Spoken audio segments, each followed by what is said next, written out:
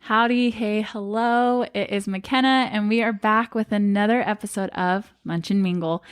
And to say I am fangirling about this episode is an understatement. I am thrilled to be here with my guests today. Yes, there are two, and their names are Judy and Celia.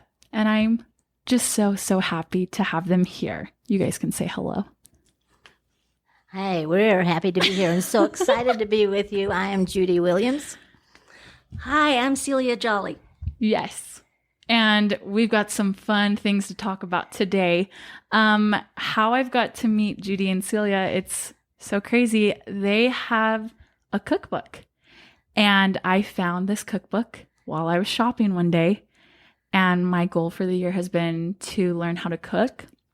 And so when I saw their cookbook, I was like, oh, this seems pretty simple. And it's a lot of recipes from scratch. So I started cooking from it. And it has now been a staple in my daily day of cooking to use this cookbook. It's called the I Do Cookbook. It was stated for newlyweds. And we're going to talk all about it. Don't mind me throwing stuff everywhere. But yeah, so I became very obsessed with this book. And I thought, you know what? I need to talk to these people, whoever put this book together. So I did a little research. I got a hold of Judy's daughter, Danny, who's also here. She's our live audience in the background. And we started to get to talking, and that is where this interview has come about. So we are going to just dive in. We're going to talk about their life and how this cookbook was brought about, and also some very exciting news coming from their family. But before we do, we've got a munchie, and it's from three items from their cookbooks. And I'm ready. And they're both going on one microphone. So we're going to try this. But as I eat it, Judy, would you like to explain what we've got here? Well, we are sisters, of course, and we decided when our kids just started getting married and thinking about it, that it would be good for them to be able to have some of the recipes they've enjoyed and loved over the years. And so we decided, I remember talking with Celia about a guy who talked about things being successful, and he said the difference is if you are a success, that someone who was a success and some who wasn't, that the one who was a success just got up one morning and did it. And so I went over to Celia's house and we looked at each other and said, let's just do it. And so we called a photographer and had him join us, and we started entering our recipes journey. And McKenna is trying a couple of these recipes. And they're so good. She tried the family favorite cake. Yes, it's called the family favorite. It's cake. literally called that, with magic frosting is what it's called in the book. And it was so good. And yes, this comes up most birthdays. Some of our kids call it the 7-layer cake because they make extra layers and add more cream and more topping. I could do that. I would definitely be doing that. And you can use strawberry or chocolate for the cake. Or any flavor, I guess, that you like. Yeah. And then the magic frosting, I mean, we won't say you'll have to get the book for that. Yeah. But it is magic. And then, sorry, I'm eating in between, the cinnamon bread. And it's frosted. Yes. Oh, it's so good. This cinnamon bread I experimented on this past week because I hadn't made it for so long. But my family's out now they've tried all of my experiments because we have company in town. Mm-hmm. So they've tried it and they've all given it a thumbs up. But it can be tricky. It's a really easy dough to work with. Mm-hmm. I really like to play with that, but it just rolls out so easy. And then I've found some differences, though. You can pop open with this. It can break up open on you, so you have to make sure you use the water on your fingertips and seal it up right. Wow.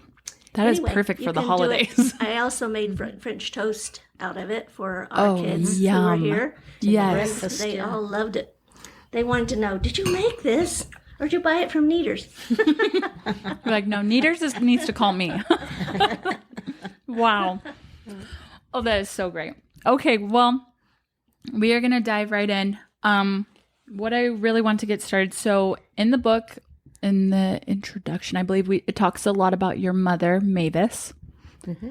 And that's where a lot of the cooking started from. Yeah. So just explain. It to her. Oh, yes. And she is still here with us. She is 95. 94. And she lives in the edge of the woods in Tennessee. Yes. Yeah. She is great. When we visit her, she threatens to make us some homemade biscuits. Oh, that's a good threat. But she's forgotten the recipe. Oh. So we make it. I love that. So your mom, did she start it, or was it brought down from her mom, where all the cooking and what that looked like? Creek, our grandparents lived there, and both our grandmothers cooked. One particularly, her mother. I just remember her standing at the stove and dropping dumplings in the pot and making her blackberry jelly, to go with those buttermilk biscuits. And so they cooked from scratch. I love that. We're old enough to remember eating in her little 2-room home with a lantern light in the evenings, and she cooked over a coal stove. And the house was so small, we had to move the bed over to next to the table so we could have enough seats for everybody to eat around the table. Oh my goodness. She doesn't live in the same house still, does she? Okay. That was our grandmother. Oh, okay. Got it. I love that. What was life growing up like in the edge of the woods of Tennessee? Well, our parents both were raised most partly on Stinking Creek, and Ernest Gibson, our father, he was a World War II veteran. He returned to Stinking Creek after the war and met my mother, Mavis Gibson. She was still in high school, and she went to a little high school that was just close to Stinking Creek, and she was the editor of the newspaper. She was a cheerleader. She was valedictorian, and anyway, they got married and moved to La Follette. Had raised their family there, all 6 of us, and we were just happy. They moved into a little house and ran a little store at first. But first they were married on the side of the road, Habersham, which was just off Stinking Creek Road. But the preacher had to meet them on the side of the road because he had another appointment. So they were married. And when they moved to La Follette, it was a little house, and Mother said it didn't have a closet even. And so Daddy ran a rope from one corner of the bedroom to the other corner. And he said, "Here, honey, is your wardrobe." Oh, that's so sweet. Okay, we have to explain this Stinking Creek. You kind of explained, but let's hear it again. Why is it called that? Well, in the turn of the century, like last century, I think, there was a really harsh winter, and everything froze so hard that the animals some of them died, and some cows froze and died in the creek. It originally was called Sugar Creek, but after that, they renamed it Stinking Creek. So, oh my gosh. They love that. Yeah, they let the name stick. Okay, so let's get to know Judy. We're going to go with you first, and we'll go to Celia. Let's get to know just a little bit about you. What were you like growing up? Well, I was a short little girl, had short legs, always still have them. And we were always taught to work hard. If one spot would come off when you're cleaning, they'll all come off. And we were taught to come home, to always go to school on time. Yes. And always do our homework before we play. And our mother, after her experiences with being in a little school, and being in that area, she wanted her children to get further education, and so she encouraged us to come out west, and my dad too, and to receive more. So we came to BYU. Wow. And we met our future husbands. Did you both come together? Wait, so all the kids came out? No, at first. Just Celia came a year before me. I came a year early with a cousin. Okay. And then we were at BYU together, and Celia's husband is from Utah. I met him from California when I went to visit down there. Lived there 3 years, and then moved back to Utah. Wow. And so we've been loved living close to each other. Was cooking one of your like favorite hobbies, or what other things did you like to do? We had such hands-on. Our mother always had us cook, and we cooked for our families, and we've always. I have to say that Judy took to it better than I did, and she was the better cook. In fact, our mother calls the cookbook Judy's cookbook. Oh, she forgets that I helped her. You're like, Mom, my name's on there too. Yeah. Celia is much better with the pen in hand and paper than I am. That. And you guys are just she's like perfect together. Perfect sisters. I love that. Okay, Celia, and growing up, what was that like for you? Well, I was the oldest. So when Judy was born, I really wasn't really appreciative of my parents bringing a little stranger Not many into are. the house. So I bit her finger. Oh. I like to bite all of my doll's fingers off, and so I tried biting her finger. But my dad bit my finger to show me that it hurts. So and that cured me of biting her. But actually, Judy was the best little sister that you could ever have, the most loyal. If I was running late for school and I was going to miss the bus, she waited. And we walked together to school. But I never liked for her to get in trouble, so I tried to keep her from getting in so trouble. nice. I was the oldest, but she mothered me. So. I love that. And then, we had I had 3 younger sisters and 2 younger brothers. There's 6 of you? Mm-hmm. Okay. And like I said, Lorna was one of our cooks. She's a cook, and she loves us to try her recipes. And so we have some of her recipes in these books also. She's the best little country cook on the planet. I love And that. she also entertains our children. She lives right near our mother, and she's the one who takes care of Mom. And she entertains our children and feeds them when they come. They think Aunt Lorna is. She rules. Okay, real quick, going through your sermon. So, Celia, you're the oldest. Then came Judy, 18 months later. Yeah. And then Lorna. Lorna's number 3. And then who's Gail. 4? Gail. She does the old photos. old photos. And For the book. yes, and she's a seamstress. She sews. Oh, my goodness. Mike writes poems and songs, and then Neil, he's our baby, and we Yes. spoiled him rotten, really. He's that. kind of rotten still. Kidding, Neil. Anyway, he loves to barbecue, so he thinks he's a pretty good cook. Okay. And he loves old cars. He works on the old cars, so. That's right. And so Lorna lives out in Tennessee. You 2 live out here. And then Gail. Neil's Mike is in Tennessee. Provo. Oh, Mike is in Tennessee too. Provo. No. Neil's in Tennessee. Okay. We're getting you all confused. So Got we'll it. start. Lorna and Neil are in Tennessee. Mike's in Provo. Okay. And Gail's in Georgia. Okay. There we go. Love that. Do you guys get to see each other a lot? I mean, now it's like you've got all your wide stems of the family now. Do we get to see each other? We're too busy. I know. Life is just busy. You know, when you get kids, and then they get kids, and then they get kids. Yeah. You know, it's just like but it's fun. Absolutely. Wouldn't want it any other way. Well, and it sounds like this cookbook brought you guys back together a lot in different ways, even though you're not physically all here together. Yeah. Wow. Oh, I'm so excited. Ooh. Okay, so let's get talking. Let's get cooking. Let's talk about this. And where is my book? Don't worry, guys. They will be autographing it for me. Let's just start from the beginning. When did you first have the idea to come together? I mean, kind of like how you talked about, it was something that you wanted to give to your children, right? And then it just kind of went off from there. What took off from there?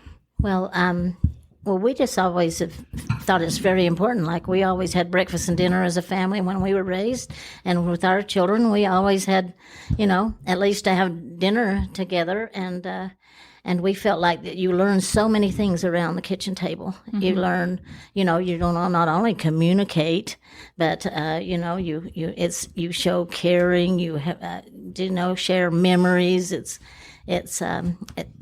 you think of a lot of things that that you always, and it gives the kids a chance to talk, and of course even all the a lot of authorities that say how much how important it is for kids to be able to talk to their family, and it's just plain gives us happiness, to be together, and my kids have never.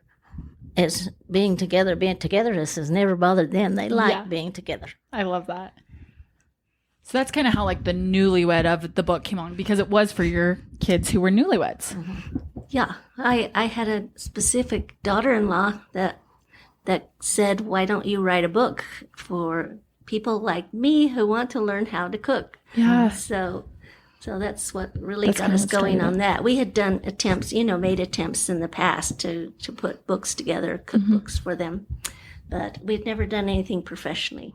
Okay. So then at that point, that's when you're like, "Hey, we're going to do this." What is then the process of starting a professional book?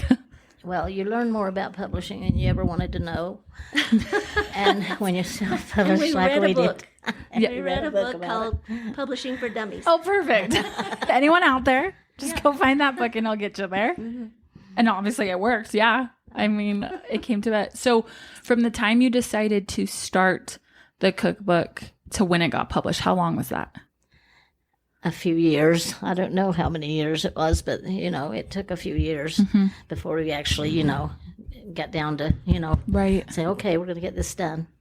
And the thing is that there's so many components to it, and you have to, it's so easy to make mistakes. And I read books and I edit books as I'm reading them. In my mind, I'm going, "Oh my gosh, they misspelled so many words." And so you're telling me that's normal, because that's what I do. Okay, good. I just was like, I think I have a problem if I'm doing this. So that is the whole point. How do you even pick the recipes that go in? Well, some of them we've just used so much over the years, come from your background and things that kids have liked. And we live, of course, we always lived in a neighborhood where everybody loved to share and have, some of our neighbors, we'd get recipes from them and they from us. And we're holding hands. I'm going to knock the microphone off. She takes care of me. Anyway, it's train of thought. Well, how you were getting all I the remember recipes. how some of those recipes, like the manicotti and the Mexican haystacks, were favorites that we took to Lake Powell every year. Okay, And that was when I they forgot to freeze tell you well. about. Yes. The lasagna, they liked the manicotti best, but you can have, most of your meals made ahead and frozen, and everybody ate so good when we were at Lake Powell. They were so hungry from being out on the water all day. Yes. It was good stuff. The Mexican haystacks. I forgot to talk about that. I know you guys had asked me before. I was like, I can't pick one recipe. I've done so many, but the Mexican haystacks, I was like, okay, well, I love Hawaiian haystacks, so let's just try this. I love the Mexican haystacks. That was so good. I remember I was feeding it to my almost 2-year-old, and both me and him were like, just loving it. Almost ate the whole thing.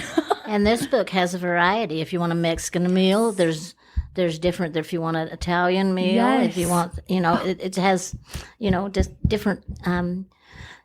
You literally thought of everything It's just, to add in there and how you can make it versatile. So good. So good. Were there any times along the way when you were putting the cookbook together that, like, any bumps in the road that maybe almost stopped you from putting it out there, just for anyone who, whenever you're trying to go and accomplish something, it seems like there's always going to be something that's trying to stop you. Anything you remember? Well, it seems like we were faster back then. 2006 is when we published it, and our brains were working better. No. And so we actually are having more bumps with this second cookbook. Right. Just because there's so much. it's getting there though. It We're is. almost coming to a finish. So when you put this one out, did you kind of told us some stories after you put this book out? How does that even work? I mean, do you have you have a website, Right? idocook.com. Everyone go there. You can purchase the cookbook there. What was that like when you finally got to put the book out there? Well, thank goodness we have some really smart kids who input. So they help, especially with technology. With me, I'm sort of a, behind the times, but they have helped. Like my son did the website, and he comes and helps if we have any trouble with the computers.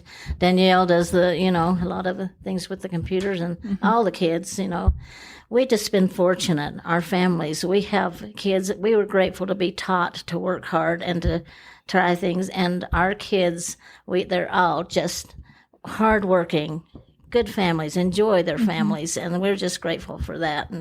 And we're grateful for all their input. And then we have ones who consider themselves tasters and that would be me. Testers. I will be in that group. So that is so great. It's just a great project to have, when you've got other people. And I don't know if we said, but we have the editing copy out to a lot of people who are editing this last book now, and they give their opinions and ideas, and helps. That is so helps so to have nice. You've got an whole army. world family, yeah. Yes, I love that. And I might mention that Judy is so good at allowing her children to help. I was kind of like, go outside and play. And we had 6 boys, and she got some daughters. Thankfully, she could allow them in the kitchen. And the boys, my boys who learned how to cook, it's because they like to eat. Yes. So they would just get in the kitchen and make stuff, and I had to leave. I couldn't watch it. And my 2 boys are good cooks too, and they help their wives, and they cook in their homes. Oh, that's so good. Girls are a great influence in a family. Yeah. Right. Right, Danny? Yeah. I think that's why this book hits so differently with me, because yes, it is a cookbook, but just when you're cooking through it, I mean, it's a theme through there. Like, these are recipes that you cook for your family. You have pictures of your family members in this book, and I think that's so awesome, and you can feel that. Yeah, when we first started, getting the I Do Cookbook for the bride and groom out, I had a friend who got the book, and she called me in tears and said that she had read our book from cover to cover like a novel and cried all the way. That's so cute.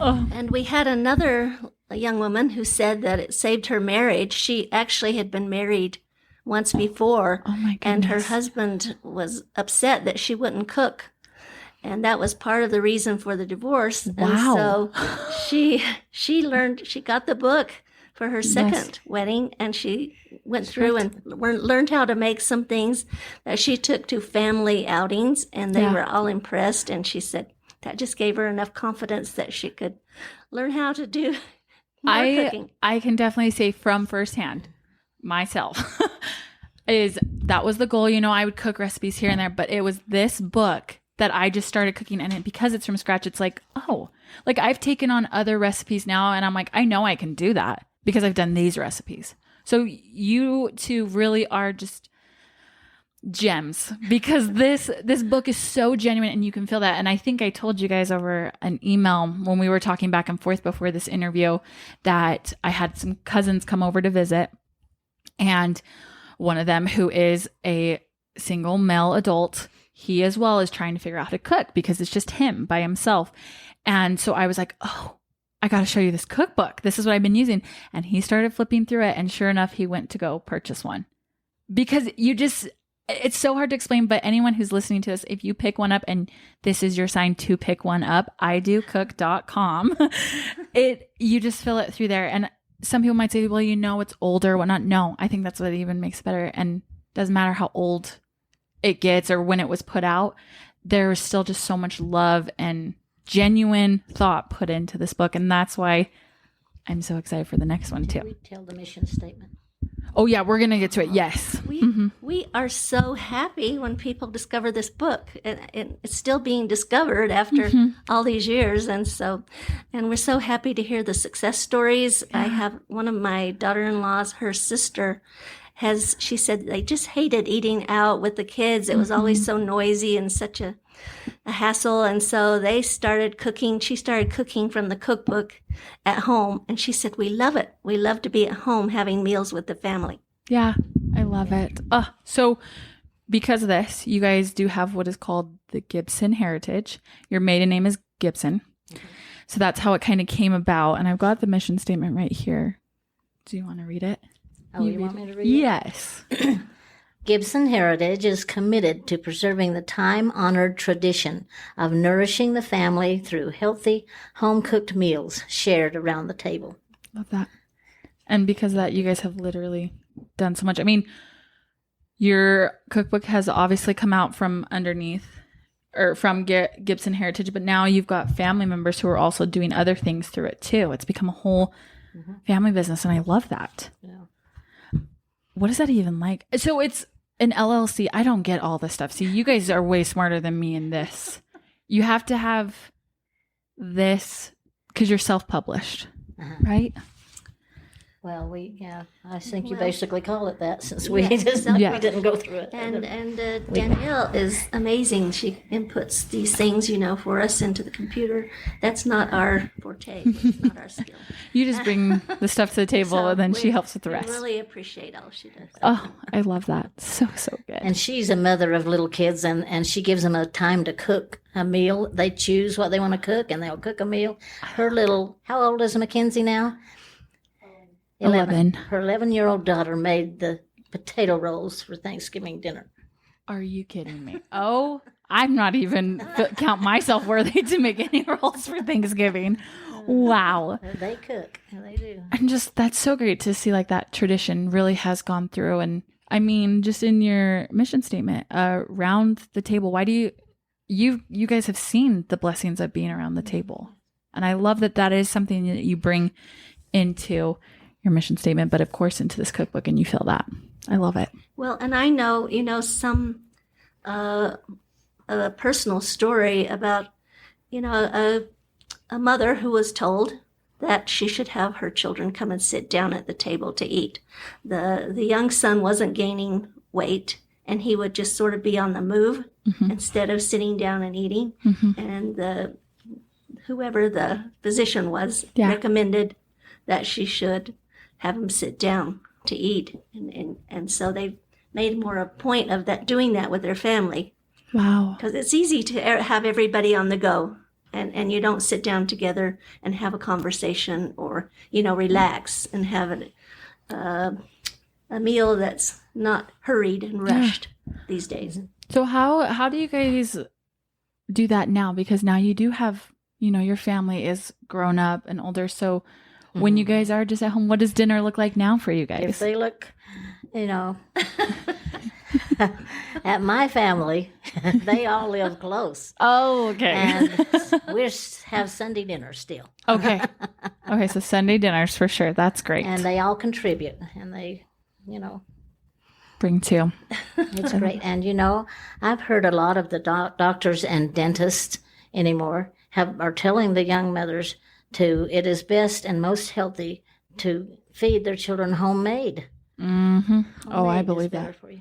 I was just talking to my husband about this the other day. Like, we haven't, not that we would eat out a lot before because he's very strict on his eating, but I've noticed like just now, the more that we've spent more time around the table, the more that we've been cooking more food, I was like, we feel great. Like, and not that we were feeling so bad before, but in all aspects of just eating around the table, of how much that has brought back to our health and immunity. But it is. I've totally seen a difference just because it's like, oh, like I know exactly where that food came from because we made it. You know what's in it. And I really admire young women, young wives and mothers who will do this for their family because, it's one of the best things they could ever give them, one of the best gifts they could give their family to do this. And it's just sad to see that so many people make other things a priority in their lives.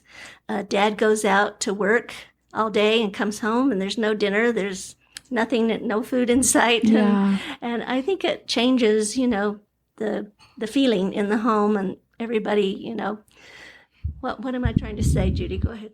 Yeah, it does, and not just the wife has to cook. I don't know, just like my sons help cook, my grandchildren help cook. My great-grandchildren are too young yet, but they love to eat. I love that.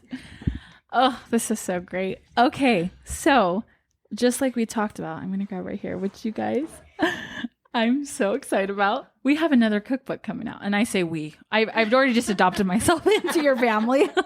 Love to have you. I cannot wait. Love it.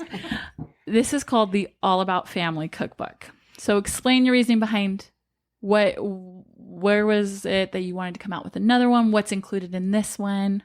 All that. And we're still in the editing process from what you were saying.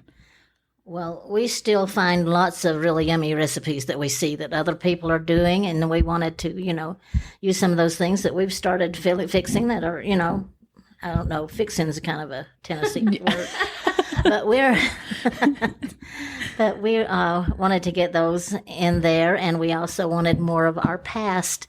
The cover of the book would show the old Stinking Creek Bridge that we used to play on. Yes, and reminds us of our grandparents who lived up there, and we just wanted to have some of the old photos that our sister Gail is working on that are awesome, classic. If you have photos, you need to get somebody in and get those before they get lost or are not stored right. Our sister Gail that works on them, she took a course that they give, on you being able to know how to organize. But you can insert some of your past in there and have the pictures go with it, and it's got some of the old cars in it. I love that. Grandparents, so that would be a good family history. Yes. So when did you feel, when you put out the I Do Cookbook, did you ever see you guys bringing out another book? After this one? After the I Do I Cookbook. do. Yeah, we talked about it, and a lot of our friends and people were excited and wanted us to put out a family one, and and you need larger amounts of things sometimes, and as My husband said if we put out one after the family one, it should be one for the people with no teeth. It's just just soup and mush. That's a good one. I'd buy it. We'll be there. Oh my goodness. And like you said, this one was for newlyweds. All About Family. What are you kind of gearing it or sending it to then? Well, to families that are bigger, and even if you don't have a family that you don't have a lot of kids, if you have a lot of extended family or people around you, it's just good to have those a little bit different tastes, a little bit different sizes of meals, and it's And it includes some of our favorite recipes, and as our memory is gone, we will want to have those so that we can. I love that. And I'm happy to see it looks like it's following the trend of the I Do Cookbook, how it's laid out, which I love. Again, if you have not, you need to pick one up. So what are you thinking?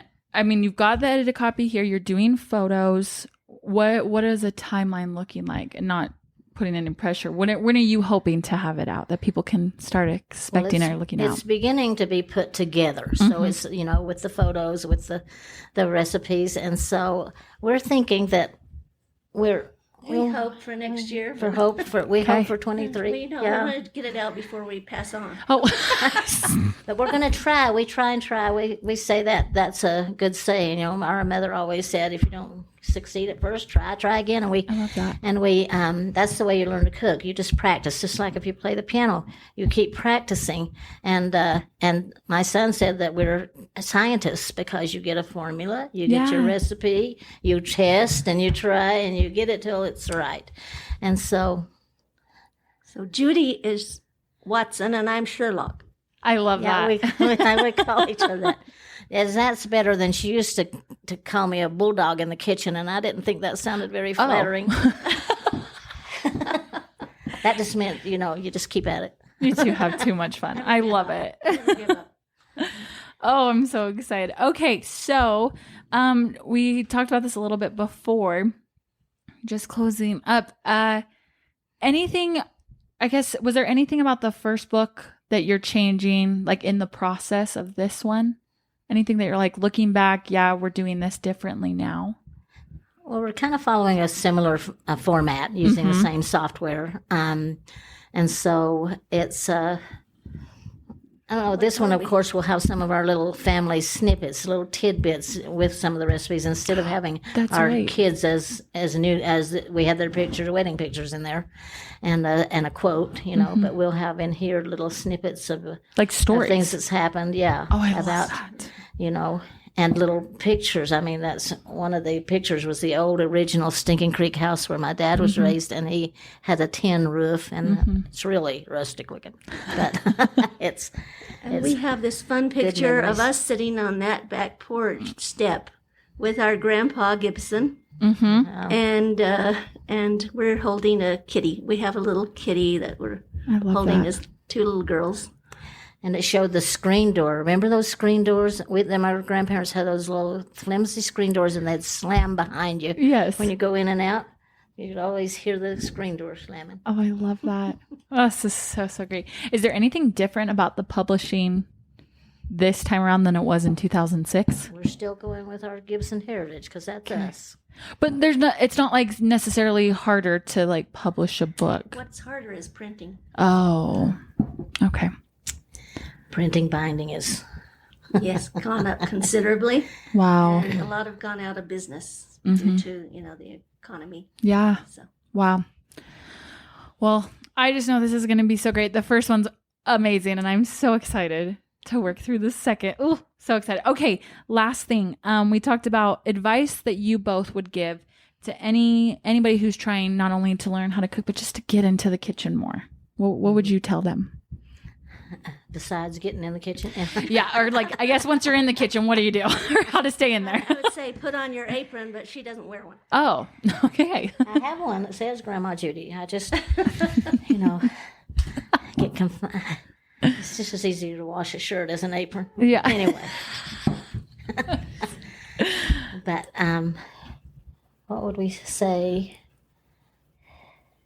If we were giving someone advice, make sure you have the right tools. One time my daughter told me I was not allowed to buy another tool for the house and the kitchen because we have a drawer full, another drawer full of utensil holders, but they sure come in handy. So have the right, good utensils. But my family says I have too many dishes, and the thing is I love to set up a pretty table now and then, and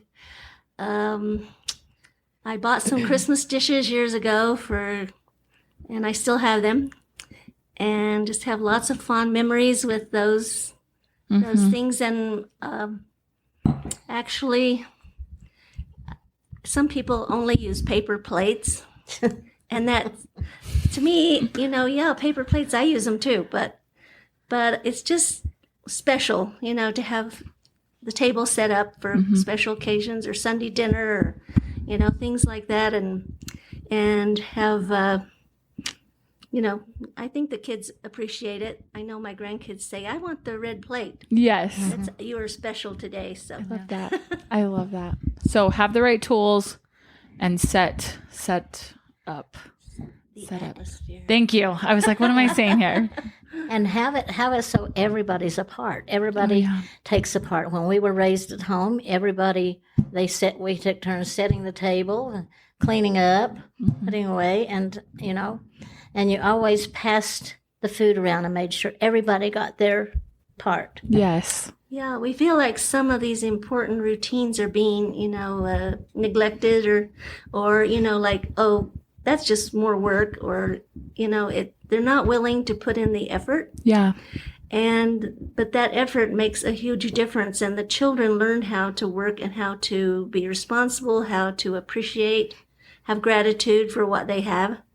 If someone's not just always handing them everything on a silver platter, how can they appreciate anything that they've never had to work for? Right. Oh, it's really true. Everybody works and everybody can play. And when we all finished cleaning up in the kitchen, we could go out on the porch and sit when it was getting almost dark and watch the lightning bugs and hear the crickets. That was life. Oh, I love that. Yes. I love you too so much. We love you. Oh, thank you. Oh, thank you so much for doing this. This has just been everything I could imagine and more. Thank you so much for putting out this book. It has blessed my life, and I know it's blessed many others and will continue. But especially this new book, and just thank you for letting me come and do this interview with you guys today. And for anyone out there listening, like we said, you can find this book on idocook.com. And they do have a Facebook group that is run by Danny. She's giving me the eyes. Yes. So you can find them there. But also thank you to whoever you are out there listening. I'm so grateful to have you here. We are. And go into the kitchen. Cook something today. But alrighty. Thank you again, you two. And we'll talk to you later. Bye. You are good. Oh.